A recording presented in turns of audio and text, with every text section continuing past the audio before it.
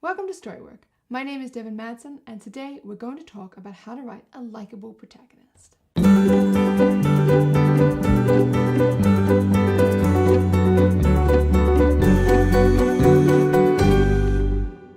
Readers might slog through excessive adverb use and colorful dialogue attributions. They might stick with you through rambling plot threads and confusing character motivations, but they're not going to stick with a protagonist that they don't like. Even the most fascinating plot can't redeem a character you want to stab in the eye with a spoon. So let's look at 7 things that people hate in a protagonist. 1. By making them passive and useless. Now, when I say a character is passive, I mean that they do not move the plot along. They sit around waiting for something to happen without taking any control over the outcome of their own lives. Another way your character can be passive is by letting someone else take the driver's seat. A character who's sitting on their butt waiting for somebody else to solve their problems is pretty boring to read about. So if you want people to like your protagonist, make sure they have a goal and they're taking steps to succeed at their goal. Number 2, make them morally bankrupt. This is an interesting one, because some readers like to read about characters with a mean streak and others find it really disturbing. But of course, the more horrific you let your protagonist be, the more reason there needs to be for it. Gratuitous and purposeless violence is more likely to turn your readers off. There's often a moral event horizon, a point at which there is no coming back, no redemption.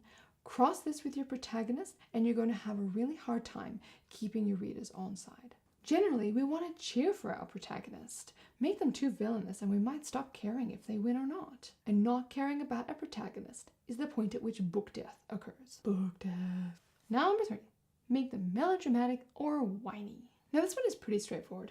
Most of us deal with enough complaints and melodrama in our day-to-day lives that we don't need to read it in our protagonists too. There would have to be a very compelling reason why I would read about a self-proclaimed martyr who complains about everything and sees insults where there are none. Number 4, make them a cardboard cutout. These are the cliche characters, the stereotypes, the ones who are so shallow we just can't care about them. Is your character an emotionless robot going about the plot like it's been programmed into them? We don't want our protagonist melodramatic and whiny, but there's a fairly broad turf between the extremes in which you can play. Always remember that not being scared isn't bravery.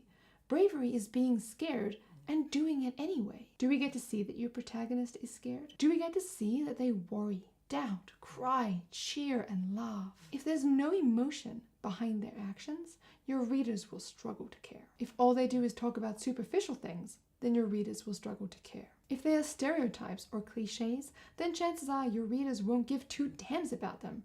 Or 1 for that matter. And if they're cookie-cutter repeats of famous characters that have gone before, then your readers won't only not like them, but they won't like you, because that's lazy and insulting.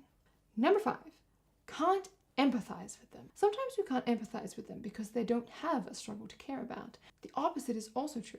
If their problems are so huge and out of this world, then your readers might also have trouble empathizing with them. And too much of one kind of suffering can cause us to become desensitized. Always try to find common ground and try to find a way to bring poignancy and closeness to suffering. We're all scared of our houses burning down, but the fire is too big. We need to see it in the small details. The pain of smoke stinging the eyes, or our protagonist's favorite book burning, or the smoking body of their dead cat that was too old and blind to get out in time. We can all empathize there. We can all meet in common ground, even if we've never been in a fire before or don't own a cat. Number 6, make them do or say stupid shit. This is where you end up with your readers yelling at your book. Why? Why would he do that? It just doesn't make sense. Now, I'm not saying your protagonist has to be super clever or that they always have to make the right decisions, but a small amount of common sense might keep your readers from banging their heads on the table. Further to this, make sure that the steps your protagonist is taking to achieve their goal make sense. If their goal is to become the CEO of their big company, why send them on a solitary fishing holiday? And the goal also has to make sense. Don't paint us the picture of a hippie protagonist who grows his own vegetables and lives in a bus and is really kind to animals, and then tell us that he wants to become the CEO of a big mining company because he likes money. As is often the case, your best friend here is why. Always ask why. Number 7, the Mary Sue. This is where an author has inserted themselves into the narrative as the protagonist and is playing out a wish fulfillment fantasy. It is generally used in reference to a character who is ridiculously perfect, who everybody loves, and who possesses abilities way above and beyond anything else and saves the day through their sheer awesomeness. And this shatters any attempt at the suspension of disbelief. Characters need to be plausible. They can and often should be larger than life because fiction is larger than life, but they still need to be believable. But an ingredient that is often missing that can turn a good protagonist into a great protagonist is aspiration. Give them something your readers wish they had. We don't want perfect protagonists, but we don't always want average ones either. We want them to be good at their job, or great with a sword, or brave, or smart, or really good at Quidditch. And the places where your protagonists fall short makes them human. And to your readers, that will make that amazing skill seem all the more attainable. This balance is the key to making a protagonist that your readers can relate to, but also a character they love. Add a meaningful goal, make them active at pursuing it, and you can't go far wrong. And that's it for today. Thanks for joining me.